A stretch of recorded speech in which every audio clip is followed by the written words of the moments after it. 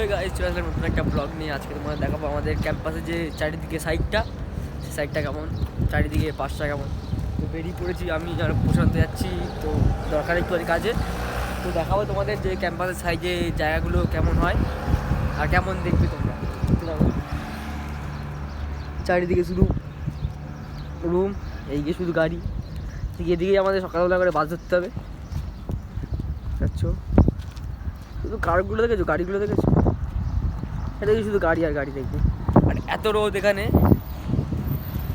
পুরো শুকিয়ে যাবে, তুমিও শুকাবে, তোমার গাঁটটাও শুকিয়ে যাবে, বহুত রোদ এখানে।